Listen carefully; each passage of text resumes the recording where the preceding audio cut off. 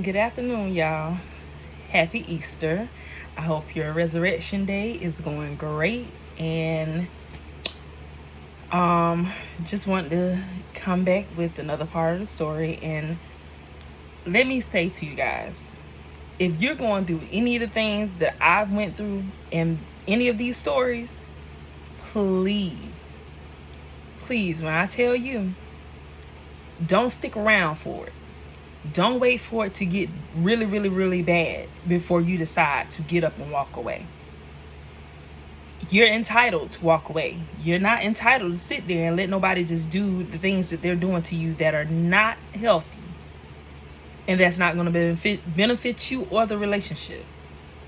So, I done did all this and went through all this stuff for us. So that way you ain't got to sit there and take none of this nonsense that's going on. If it's unhealthy, either try to find a way to make it healthy, but that's kind of hard to say too if you're dealing with a toxic person. They got to deal within themselves. But if you know that you're being mistreated and it's a toxic relationship you're in, don't stick around and wait for it to get better, because it's not gonna get better. It ain't. Put that thing on the altar and let God do with it what he want to do with it. So we left off on me getting my new car. Okay, so after I get the new car, I had the car for maybe about two months. I want to say maybe two or 3 months. I'm gonna give it that much, about 3 months. And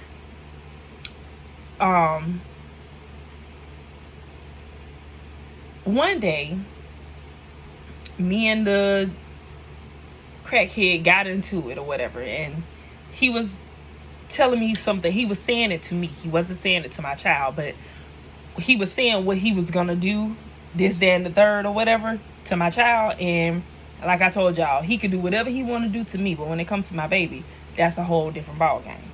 So he was talking about what he was gonna do, because I'm telling him that I'm not giving him any money. I tell you, it's always about money. That me and him get into a physical, it's about the money. If I tell him no, I'm not giving him anything, he get crazy.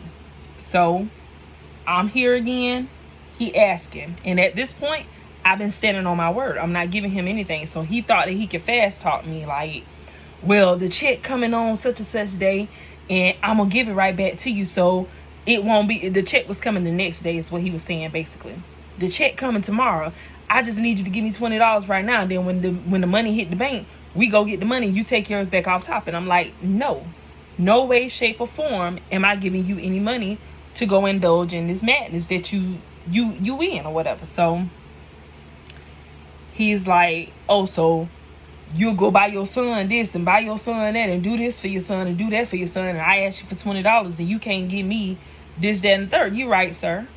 Yeah, you right. Because my son ain't getting drugs. You are. And that ain't benefiting neither one of us. So no, I'm not giving you any money. So it turns into a fight. So the fight happened. The next day, his check was supposed to fall, and I was supposed to take him to his mom's house so he can go and do family portraits with his mom at her church. So, mind you, we just had this fight. He all banged up in the face and everything. I literally had to put makeup on him for him to go and take his pictures. And in the pictures, you still can see the knots and bruises and stuff all over his lip was busted. I did the best that I could do to fix him up. I shouldn't have even fixed him up, but I fixed him up, because you know what I'm saying, when we get physical like that, long as I fight back, it is what it is. Either I win, he lose, I win. It don't matter. We fight. You know what I'm saying? So I done fixed his face up for him to go and take pictures with his family and everything, and I was the one who took him and dropped him off. You know what I'm saying? Like I said, he wasn't letting me out of his sight. You know what I'm saying? So that day, his mom, I dropped him off, his mom brought him back. And so the it was like a couple of days later on, I was just like, you know what? I need to get away from him. I'm sick of this. I need to get away from him. So I tried again where, instead of trying to sneak off and do it or whatever, I'm just like, I need to get him to go somewhere else. But that ain't going to work because he ain't leaving my side. I've already tried to leave him once before. He not going for it. You know what I'm saying? It's only when he know that he got proof that I can't leave him at the moment. It's something got to be going on if he gonna leave me by myself. You know what I'm saying? It's got to be something tied into where I gotta stay stationary and I can't, at this point cannot move without him. You know what I'm saying? So like I said, he was going to work with me. And I talked to him the day before I went to work. And so I was telling him, I'm like, I really think that I'm going to just go ahead. I said, because you're not trying to go to rehab. I said, I'm tired of you and these drugs. You said you were going to go to rehab and get yourself help. I said, that's the only reason I stayed. I said, and now you're not holding your end of the bargain, but I'm holding my end. I'm still with you, waiting on you to change, and you're not changing. He was like, man, I'm going to go to rehab, but I'm just not going right now. He's like, because right now, I know you trying to leave me. I know you sick of me, and I'm not. If I go to rehab, you going to be gone. You going to be gone, and I can't let you do that. And I'm like, you got it backwards. If you go to rehab, I'll stay. If you don't go to rehab, I'm going to leave. I said, so you can't keep holding me here, telling me that you're going to go to rehab, and then you never go. Like, I can't keep doing this with you. I'm tired of constantly fighting you. I'm tired of arguing over stupid stuff.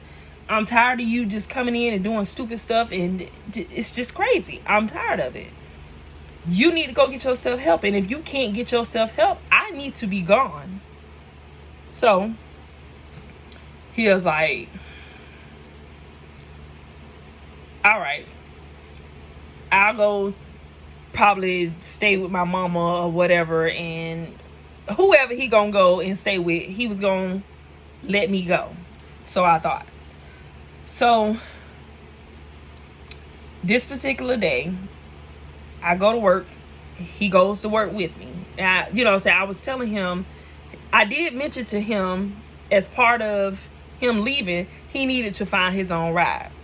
But he was like, well, I don't have a ride at the moment, but somebody is going to come pick me up from your job. He's like, I just want to go up to your job with you, and then the people going to pick me up from there.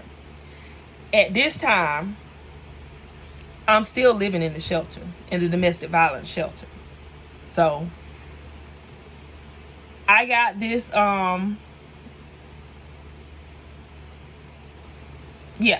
I am still, I'm trying to make sure I stay, because it's, I don't want to miss any pieces. So yes, I'm still staying at the shelter, and mind you, I'm not supposed to be having any contact with this man at all. I ain't supposed to be with him, none of that stuff. I'm going against the grain. So he comes to work with me, and as usual, he got my cell phone, and he got my keys to my car. Okay? Well, okay, no, he don't have the keys just yet. He comes in and he gets the keys from me later on. So I get to work. He's there with me. He's just in the car chilling with my phone. And so he's supposed to be, calling his ride and all this good stuff, and, making arrangements to get to wherever he going. So he's got my phone doing that, because at this time, like I said, he can't hold on to a phone. He can hold on to mine, but he can't hold on to his own. So he always phoneless. If he get a phone, it's either broken, stolen, or he done lost it some kind of way. But he can't keep a phone. But he always holding my phone. So he came in and out of the job, for a good while or whatever. And then it got to a point where I hadn't seen him no more, because the last time he came in, he asked me for the key and told me that the people were on their way so he can get the stuff No, I think he wanted to turn the AC on, because it didn't make sense for him to come and get the key to open the trunk, because there was a button in the car that he could push. So I think he told me he wanted to turn the AC on in the car until his people get there, because they were on the way or whatever. Whatever the case is, he asked me for my keys. So now he has my keys and he has my cell phone. So this day, it's busy as I don't know what at work. I can't really, and like I said, I was smoking cigarettes at that time. I didn't get a cigarette break until about 5 o'clock. I got there at 2. Yeah, my shift started at 2:30. I didn't get a cigarette break until about 5. So when I get ready to go outside to get my cigarette break, my car is missing. And like I said, he's got my cell phone and he's got my keys. So I go outside. My car is gone. I don't even know how long he been gone. Because since the last time he came and asked me for the keys, that was already an hour ago. You know what I'm saying? So like I said, it was that busy that I couldn't just walk outside and say, hey, what's taking so long? Or call him on the phone, because I got to use the store phone, but I got all these customers in my line. And I'm the only one in the store at this time. So I go outside. My car is missing. I go back in the store, get the phone. I call my cell phone.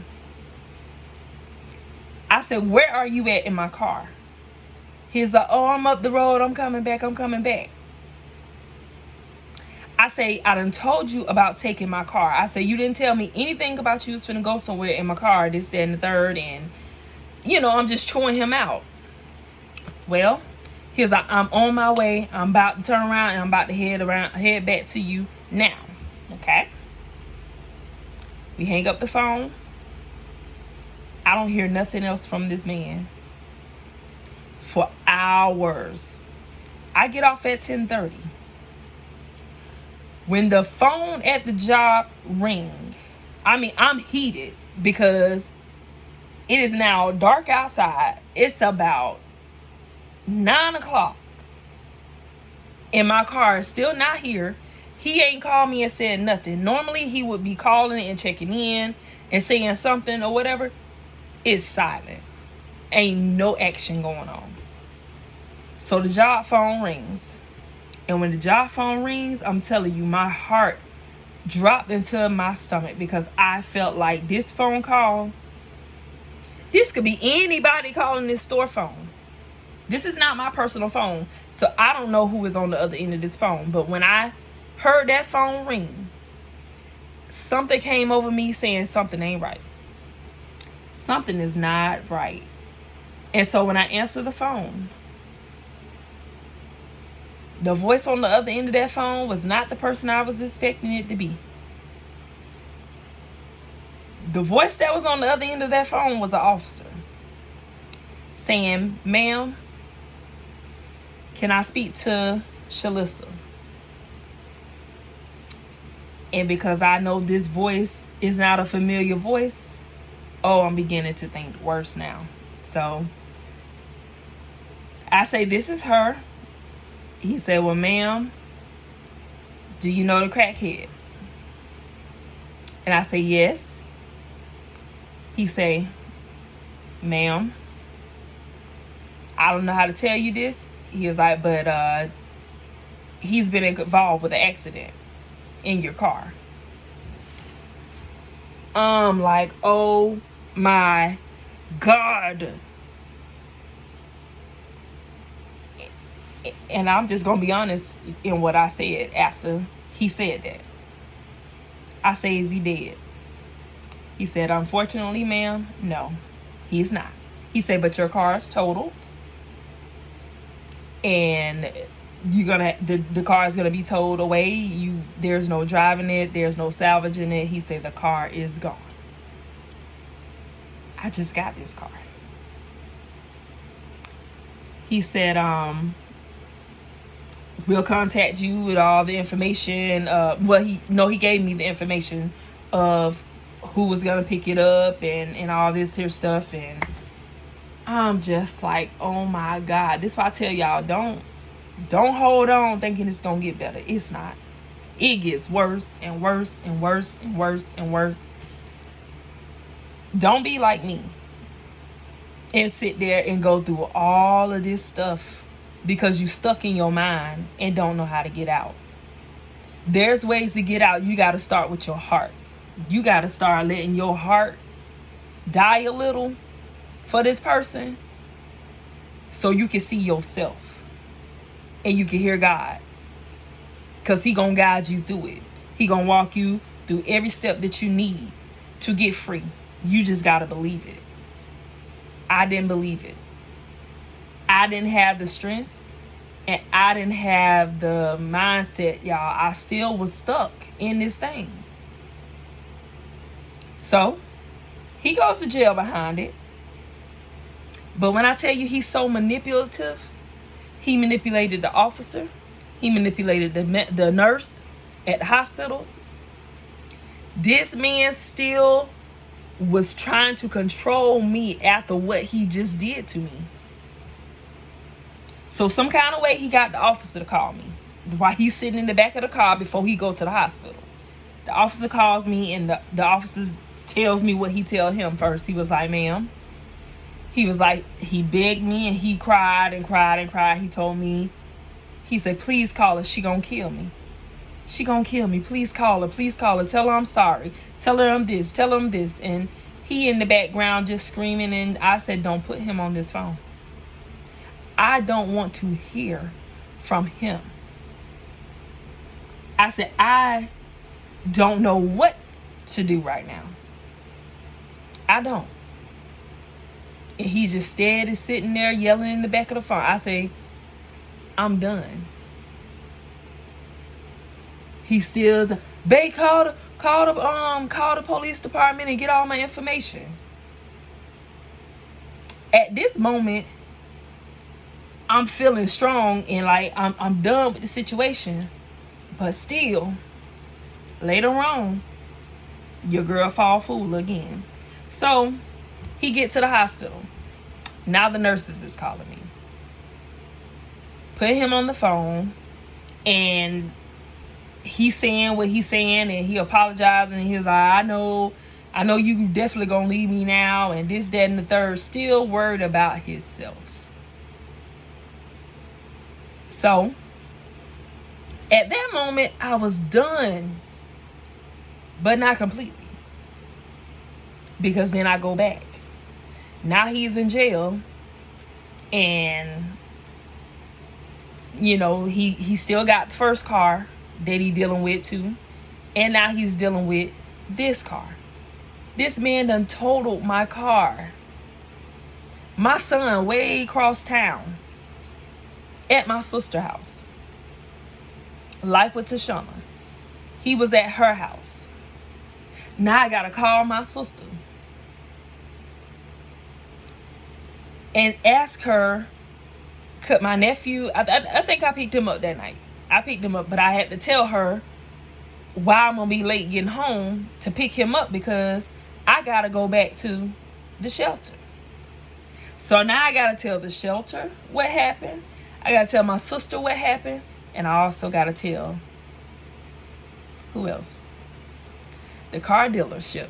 Yep, I gotta tell him that this man done totaled my car that he blessed me with. I gotta tell him that. Yeah, what a slap in his face. Everybody think that I was just letting him drive the car around like he had license. No, I didn't. He wasn't just driving the car around. But if he got his hands on those keys, yes, he did. He would drive my car.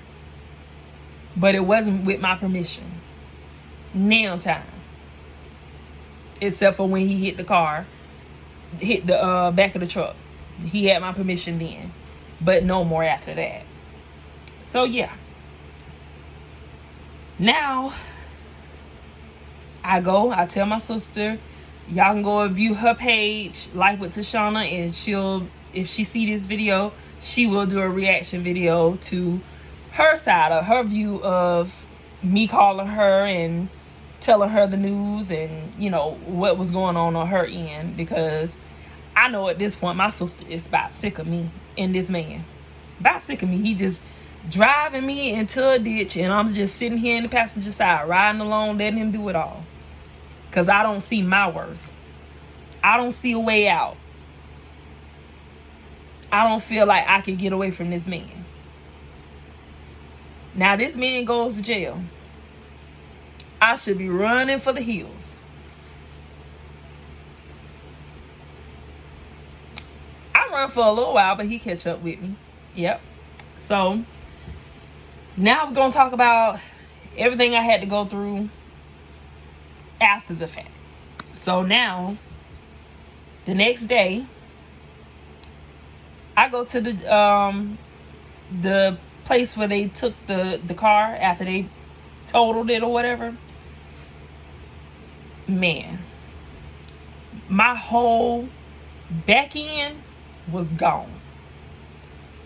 So how he caused the accident was because when I called him, he freaked out. Probably was high. I called him, he done freaked out on the phone, done turned into a turning lane where the cars are coming in this way to go to the so he going through a left lane that's gonna turn right. He's driving down that road backwards. So he done turned off, was trying to turn off into that lane where you're not supposed to enter that at all. And it got rear-ended by another car. Because you got to literally swivel your way into that kind of lane, because it's not just a straight lane. He not coming from this way. He coming from this way. So he got to turn up in here. This thing is going to the left, to the right. It's a turning lane to make a right. So he coming in and he gonna try to turn around from there. So when he went through there, a car came and rear-ended him and knocked the axle off the back of the car. When I seen this car, the car was sitting sideways. The axle was over here and the car was sitting right there. So my tires and stuff was like right over here behind the car. Windows smashed in, everything. Now in this car, I couldn't take a lot of stuff into the shelter. So majority of our stuff was in the car, along with his stuff, because he's supposed to be leaving and going on about his business. So all of our belongings are in this car. My car gone. Ain't no driving it, ain't no nothing. You can't move the car. Mind you, he had my cell phone. So my cell phone is still in this car. So I went to the place to go and get my cell phone and to look at the car and to retrieve some items from the car. So I do that. I still ain't notified the car dealership man yet, because I don't even know how I'm gonna tell him about this. So I wait the next day to tell the shelter too, because I ain't even supposed to be around this man. Nope, not supposed to be around this man. And so I'm like, these people gonna kick me out. So I gotta tell them though. You know what I'm saying? I was like, so I say my ex totaled my car. He came up to the store to get his things out of my car. He asked me for my keys, and this is the story that I told them. It's not the truth, but it's the story that I told them to keep myself living in the shelter. So I told them that he came up to the store to get his things out of the car. He asked for the keys, and when he got the keys, he took my car and he totaled my car. So that's the story I gave them, because I got I still got to stay here because I have nowhere else to go. So yes, I told a lie to them so I can keep a roof over me and my son's head. I told you guys exactly how it happened. Okay? So they work with me or whatever. They don't kick me out. They just say now it's mandatory that you stay away from him. There's no more if ands, buts about it. If you are caught around him or heard of being around him and this, that, and third, you're going to have to be out of here. Because then you're jeopardizing the whole system. So, So they let me stay or whatnot, but you better believe they didn't really want to take no chances. And so they started trying to speed things up, So time was winding down anyway because I was only getting 45 days. So I needed to be preparing to get ready to move out of this place anyway. So I get past them, and now it comes to calling the car dealership man. I couldn't even fault the man for the things he said to me. And he wasn't speaking no lies. He was speaking straight truth. He said, you got to do better. He said, you sitting here letting this man drive your brand new car that you work hard for. And I'm like, I don't let him drive the car. He took the car or whatever, Since I told him the same thing I told the people at the shelter or whatnot. And he was just like, you need to lose him for real. You need to let him go. He ain't doing nothing for you or your son. He ain't doing nothing but bringing you down. He's like, and the fact that he gonna take your car that you paid for with your hard-earned money and go and wreck it, tell you he don't care about you. Where the lies at? I couldn't fault him for nothing. I couldn't do nothing but sit there and eat that. But then God is still good. And even though God blessed me in this situation, y'all still don't go out and ride till the wheels fall off, because this stuff that I was doing was unnecessary but necessary all at the same time, because I really did not love myself. It took all of these things for me to find the love for me. So I'm not mad at my journey because it got me here. But I'm telling you, you don't have to go through these things. If you notice any of these signs or red flags in your relationship now, baby, go and do something about it now. Don't wait till later, like I did, thinking that it's going to get better.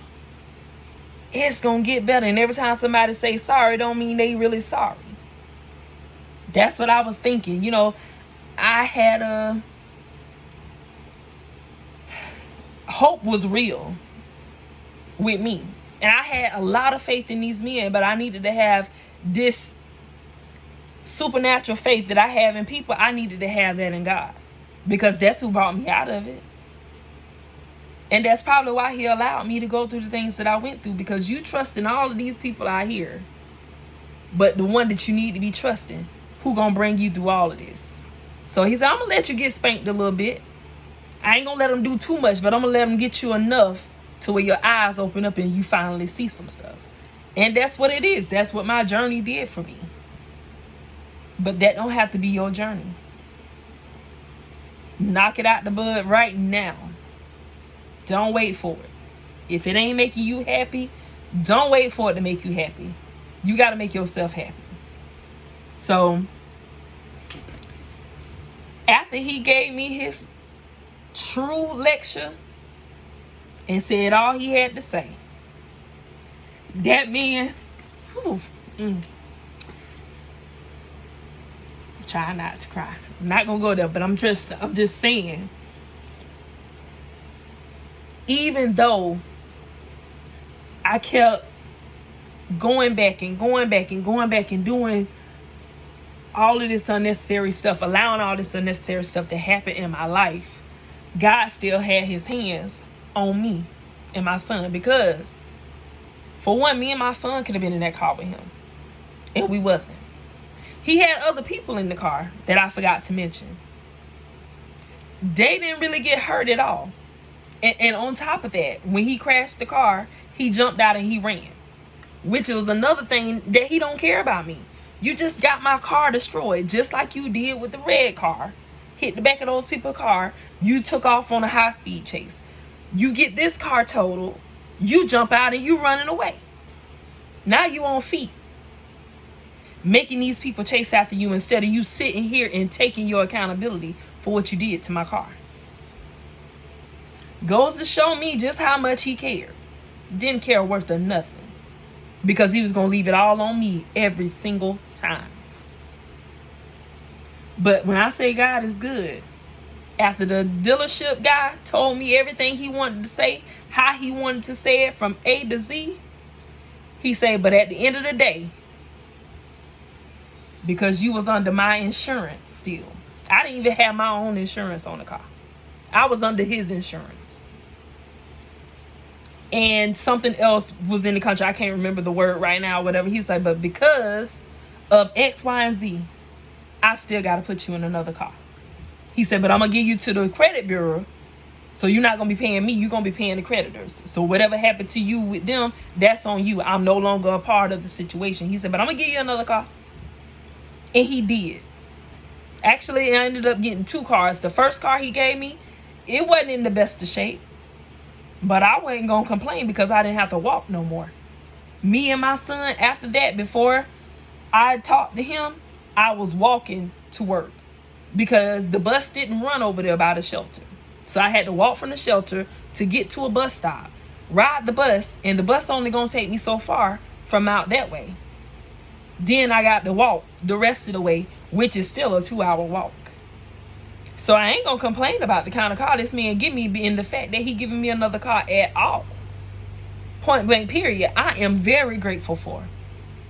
So he gave me a Nissan Pathfinder. It was a teal green Pathfinder, and I fell in love with the car. It had some shaking, it had some issues or whatever, but I wasn't walking. And at this point that I don't allow this to happen to me, ain't no way I'm finna complain about nothing. I ain't walking no more. Me and my son got transportation again. So I ain't gonna complain about this car. But then God said, nah, I ain't gonna do you like that. I ain't gonna do you like that. The man called me up and he say, I need you to bring that car back up here. He said, I'm gonna give you a different car. And I'm like, wow, what's going on? He was like, just bring the car back up here.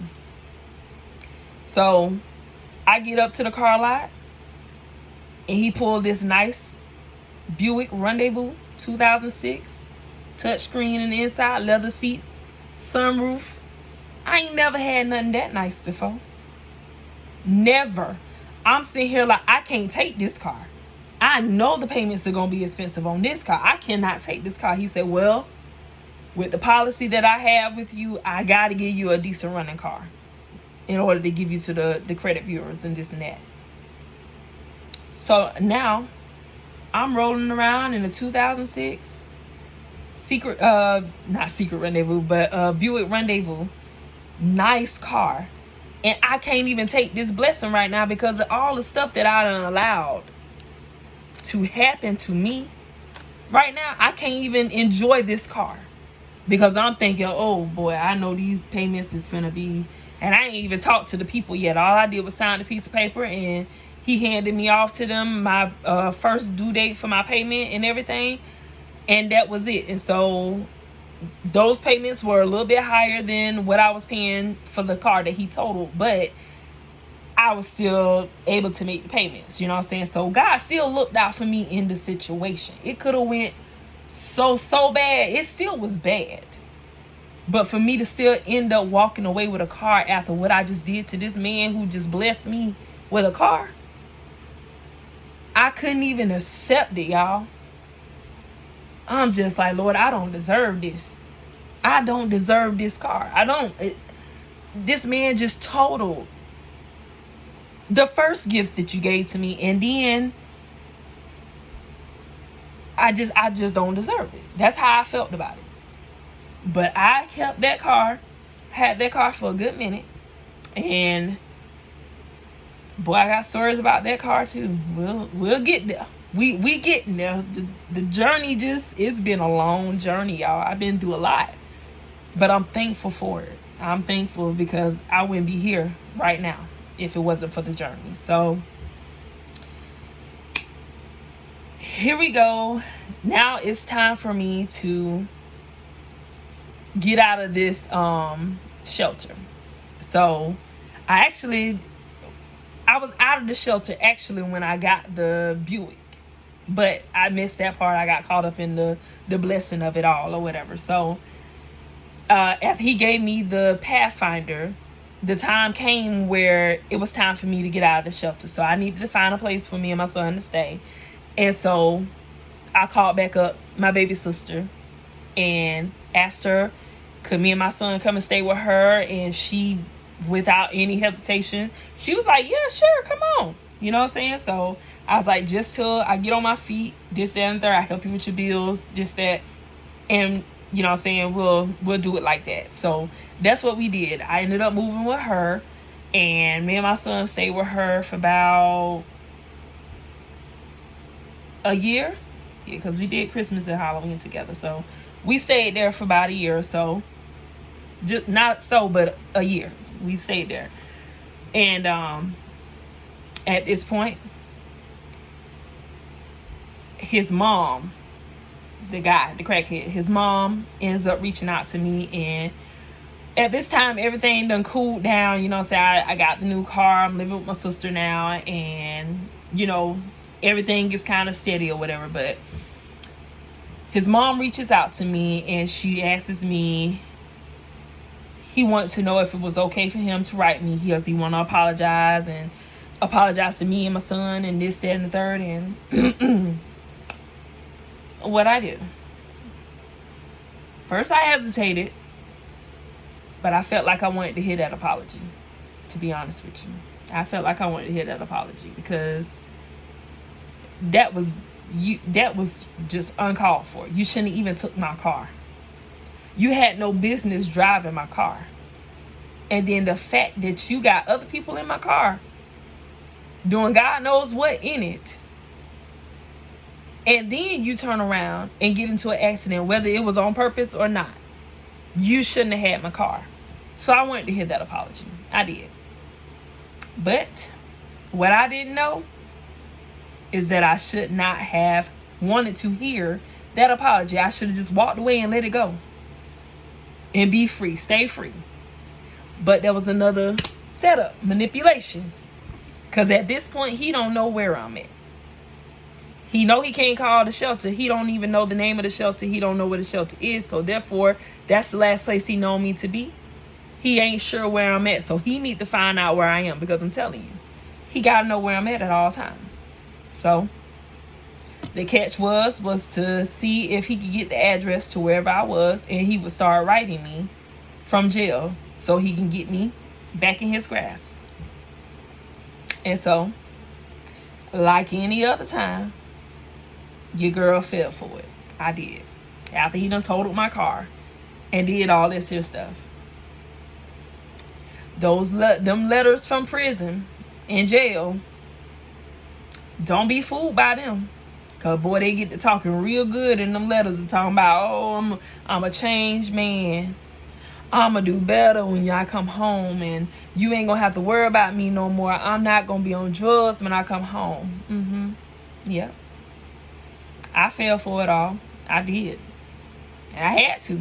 But that's why I went through this. So you don't have to go through it. So we'll come back with the next part. Y'all have a great day. I love you. Happy Easter. I hope you guys have a wonderful, wonderful, wonderful day. And have an awesome work week. Because your girl gonna be off for a whole week, y'all. So I ain't gonna know what that feel like for about a week, okay? But y'all enjoy. Have a great day. Have a great work week. Mwah. Remember to love yourself. Fall in love with yourself every single day. One step at a time if you got to. But fall in love with yourself. Have a good day.